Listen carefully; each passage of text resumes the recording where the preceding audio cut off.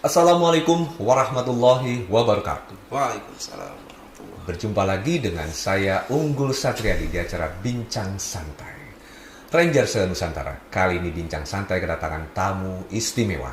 Beliau adalah Ustadz Ajat. Assalamualaikum Ustadz. Waalaikumsalam warahmatullahi wabarakatuh. Ustadz Ajat ini banyak sekali berkecimpung di dunia pendidikan, khususnya pendidikan anak-anak. Beliau sekali-kali berinteraksi, mengembangkan agar anak-anak ini bisa lebih cinta Quran. Seperti apa kegiatannya, seperti apa caranya. Kita akan ngobrol-ngobrol dengan Ustadz Ajat. Ustadz Ajat, silakan. Sebelum kita banyak ngobrol-ngobrol, silakan untuk memperkenalkan diri Ustadz Ajat. Baik, terima kasih atas waktunya Pak Unggul. Alhamdulillah suatu kehormatan bisa hadir dan bertemu kembali dengan Pak Unggul setelah sekian lama tentunya ya. Jarang hadir di pengajian, rupanya sibuk dengan aktivitas dakwah seperti ini. Mudah-mudahan Allah memberkahi. Amin, amin. Saya sendiri nama Aja Sudrajat, tentunya kalau orang Sunda biasanya Cecep Gorbacep Aja Sudrajat kan ya, diulang-ulang. Kegiatan saya memang sehari-hari sebagai pengajar, terutama memegang pelajaran tahfidz Al-Quran di SD Islam Asuryaniyah yang berada di bawah naungan Yayasan Asuryaniyah Islamic Center. Dan qadarullah ada beberapa siswa-siswa saya juga yang alhamdulillah sampai detik ini yang kelas 6 sudah ada yang 7 juz, ada yang 8 juz. Bahkan yang di klub khusus pagi itu memang khusus anak-anak yang konsentrasinya di tahfidz Al-Quran. Seperti itu Pak Unggul. Baik Ustadz, ini kan ngajarin anak-anak ini kan perlu cara khusus nih. Bagaimana nih ngajarin anak-anak agar tetap fokus dan konsisten nih melakukan hafalan dan belajar Quran? Ustadz, silakan. Baik, sebetulnya kalau sekolah madrasah itu sistemnya klasikal. Sebetulnya penerapan yang paling utama itu ketika kita mendidik anak di rumah itu bagaimana pembiasaan, minimal ada waktu setiap habis maghrib dan sebagainya, dan itu memang tugas seorang ayah ya.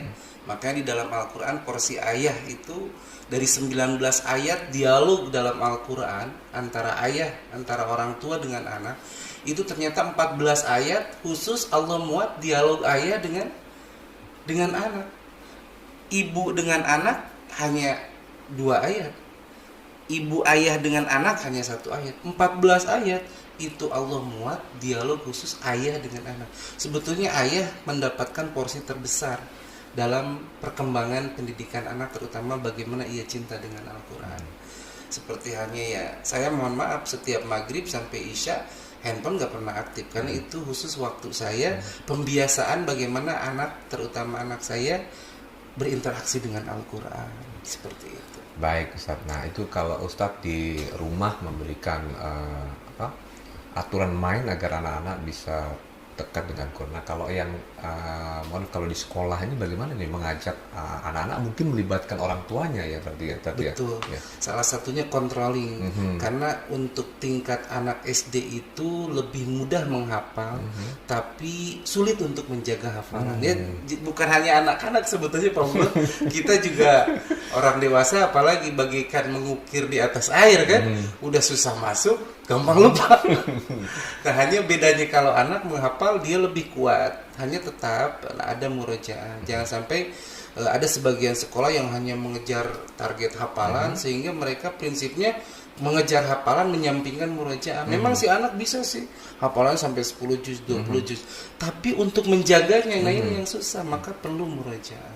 Maka di sekolah kami pun di SD Islam Asuryaniyah khususnya tidak banyak ya, khusus untuk sebagai syarat kelulusan itu ya minimal juz 30 saja, bukan 30 juz ya Pak Unggul, karena kan harus balance dengan pelajaran-pelajaran yang lain tentu. Baik, satu. Nah, ada nggak sih mungkin kalau namanya mendidik anak-anak kan beda nih, anak yang satu dengan yang lain kan beda-beda nih. Ya bagaimana mungkin Ustaz punya cara tersendiri agar mungkin target-target hafalannya atau target-target suratnya bisa tercapai secara sama nih ya, bagaimana nih kan beda-beda nih, biar mungkin satu angkatan atau satu kelas ya, tapi kan mungkin beda-beda nih, bagaimana nih Ustaz ya biar balance lah gitu. Ya itu memang dalam prakteknya kita butuh benar-benar konsen, karena semua anak kan kompetensinya beda masing-masing ya. Ada anak yang kuat di hafalan, ada anak yang justru cuek. Tapi orang tua tuh kan kadang pengen supaya anak kita hafal Al-Quran. Betul. Nah disitulah kadang sisi bagaimana kita membuat nyaman anak-anak supaya tetap cinta terhadap Al-Quran. Ya setidaknya ketika mau menyampaikan materi hafalan Al-Quran yang akan dihafal, sebelumnya minimal ngasih anak-anak hiburan dulu supaya nyambung dulu tuh. Kalau di kelas ya prinsipnya, kecuali beda kalau di pesantren yang memang mereka fokus yang satu hari itu bisa hafal satu halaman. Tapi kalau untuk tingkat SD dengan memikirkan pelajaran juga kan masih banyak. Nah bagaimana supaya balance? Nah kita makanya di SD Islam Asrian itu disediakan klub tahfidz Quran. Jadi tetap kontinu setiap pagi kita menghafal dan murojaah Al-Quran seperti itu. Nah, tantangan terbesar nih untuk ngajarin Quran anak-anak itu di area apa nih tadi? Tantangan besar atau hambatan tadi? Di area apa? Di hal apa sih atau area apa? Dat? Boleh sharing. Dan bagaimana nih mengatasi atau menghilangkan hambatan-hambatan ini? Hambatan yang paling terbesar kalau untuk tingkat sekolah terutama SD itu yang saya rasakan adalah kerjasama dengan orang tua. Karena bagaimanapun juga di sekolah kita adalah orang tua bagi mereka dan kita bisa mengarahkan. Tapi kalau di rumah ya tidak ada orang tua kecuali orang tuanya sendiri. Nah ini kadang di sekolah kita melakukan pembiasaan mengarahkan dengan hal-hal yang kepada si anak harus seperti ini nah seperti ini, ternyata di rumah tidak diterapkan. Ya sami mawon gitu bahasa Inggrisnya mepanggul gitu kan. Tai kotok tai hayam bahasa Arabnya mah ya gitu. Nah, sama-sama aja. Makanya bagaimana mengkondisikan supaya orang tua di rumah juga mereka eksis dan bersama-sama dengan guru untuk supaya minimal murojaah. Saya malah ketika saya sering ngisi kajian di dekat rumahnya Pak Unggul di Blok M, itu ada 2 anak yang senantiasa hadir di kajian saya. Di waktu pagi itu ada 2 anak tuh. Nah itu ternyata anak itu murid saya dan hafal itu yang sudah 8 juz. Adiknya yang kelas 3 sudah 3 juz. Pas saya tanya ternyata Pak Unggul bukan hanya di sekolah. Kalau di sekolah mungkin hanya setoran, bahkan mungkin jarang apalagi selama pandemi. Ternyata di rumah pas saya tanya, "Nak, kenapa kamu caranya seperti apa sih kamu sampai bisa?"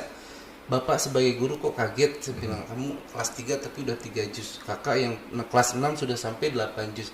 Ternyata jawabannya satu Pak Unggul. Ayah setiap maghrib sampai isya menyediakan waktu buat saya untuk menghafal Al-Quran. Padahal sang ayah juga sama pekerja. Gitu yang harus pergi pagi pulang sore.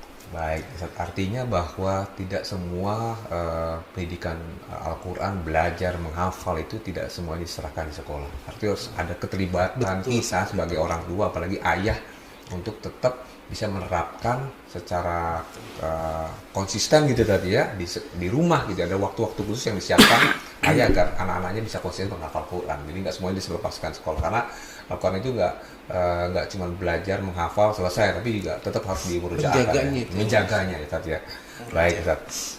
Nah ada nggak nih target-target ke depan Ustadz ya, bagaimana nanti mendidik anak-anak ini, atau mungkin Ustadz punya target sendiri ini bagaimana di lingkungan Ustadz atau di sekolah ini agar semuanya bisa mencintai Quran ya, punya nggak sih target-target atau perencanaan ya, ke depannya? Ya, terima kasih. Yang pasti setiap kita ya harus ada keinginan untuk senantiasa berinteraksi dengan Al-Quran. Karena dijelaskan di dalam Al-Quran juga a'udzubillahi minasyaitonirrajim bahwa Al-Quran itu hudal linnas. Bahwa kewajiban kita berinteraksi, mempelajari, membaca, bahkan menghafal ayat-ayat Allah yakni Al-Quran itu bukan hanya tugas santri, bukan tugas kiai, tapi hudal linnas, petunjuk bagi manusia. Makanya harus dibuat kurikulum dalam hidup, bukan hanya anak-anak di sekolah, kita sendiri juga pada prinsipnya harus senantiasa berinteraksi dengan Al-Quran. Apalagi kalau kita mengingat hadis Nabi SAW, di mana Nabi menjelaskan bahwa kedudukan manzilah seorang hamba kelak di yaumul qiyamah itu ternyata di akhir ayat yang kau baca. Maka semakin senantiasa kita bertilawah. Tilawah itu talayat lu tilawah, bukan hanya membaca tapi mengkaji, mempelajari. Maka di dalam Quran ulaika yarjuna tijaratan lan tabur. Orang-orang yang senantiasa berinteraksi dengan Al-Quran, mereka itulah orang-orang yang berbisnis dengan Allah dan bisnis itu tidak pernah mengenal rugi. Masya Allah. Masya Allah. Kalau secara logika Pak Unggul, ketika kita menyempatkan baca Al-Quran, secara logika harusnya hilang kan sebagian waktu yang kita gunakan karena harus dipakai Al-Quran. Tapi ternyata di mata Allah justru itu adalah perniagaan yang tidak akan pernah rugi. Masya Allah, alhamdulillah, luar biasa ya. Artinya ini nasihat para ranger bahwa ayo kita terus mencintai Quran, ya, terus belajar Quran. Karena kalau kita belajar Quran, mencintai Quran itu tidak akan rugi, malah Allah akan mengangkat derajat kita. Bukan begitu Ustaz? Nah, Ustaz, sebenarnya banyak sekali banyak yang pengen diobrolin, itu kan waktu juga yang menghambat kita nih, ya. Mungkin untuk penutup, bisa kasih kalimat inspirasi atau motivasi untuk para Rangers di Nusantara. Baik, para Rangers yang ada di seluruh Nusantara, terutama ayah bundanya ya, karena ini tidak lepas daripada peran orang tua agar anak senantiasa cinta dengan Al-Quran. Tidak ada seorang yang terbiasa kecuali akan harus dilakukan dengan kebiasaan. Artinya Allah bisa karena biasa. Itu tentunya Pak Unggul, terutama dalam membaca Al-Quran, dalam berinteraksi dengan Al-Quran, karena bagaimanapun juga Al-Quran itu yang akan menjadi syafaat. Maka jadikan anak-anak kita sebagai ladang syukur kita, untuk kita terus tetap beramal meskipun nanti ya kita sudah berada di alam kubur. Tapi ketika kita mengajarkan Al-Fatihah lah, taruh contohnya ya, saya memang akad dengan istri dulu, sebelum ada orang lain yang mengajarkan Al-Fatihah, entah itu di TK, di SD, anak saya harus saya ngajarin. Kenapa?